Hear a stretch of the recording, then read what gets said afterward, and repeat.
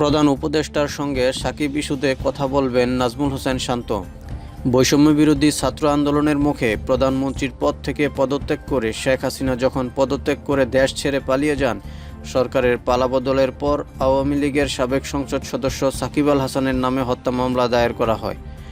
এমন পরিস্থিতিতে টাইগার অলরাউন্ডারের জন্য দেশে ফেরাটা কঠিন হয়ে পড়েছে। বিষয়টি নিয়ে প্রধান উপদেষ্টা ডক্টর মোহাম্মদ ইউনূসের সঙ্গে কথা বলতে চান বাংলাদেশ ক্রিকেট দলের অধিনায়ক নাজমুল হোসেন শান্ত। টেস্ট সিরিজে পাকিস্তানকে হোয়াইট ওয়াশ করে ইতিহাস গড়া বাংলাদেশ দল বুধবার রাত 11টা নাগাদ দেশে ফিরেছে। বিমানবন্দরেই তাদের ফুলের শুভেচ্ছায় সিক্ত হন।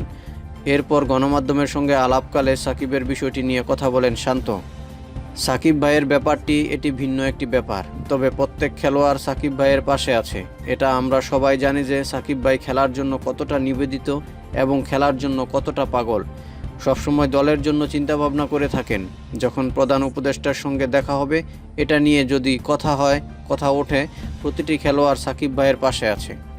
সাবেক অধিনায়ক সাকিবকে হত্যা মামলার আসামি করার পর থেকে সতীর্থরা তার পাশে দাঁড়ান। সামাজিক যোগাযোগ মাধ্যমে পোস্ট দিয়ে নিজেদের অবস্থান স্পষ্ট করেন। টেস্ট সিরিজ জয়ের খানিক পর অধিনায়ক শান্তকে ফোন করেন অন্তর্বর্তীকালীন সরকারের প্রধান উপদেষ্টা ডক্টর মোহাম্মদ ইউনূস।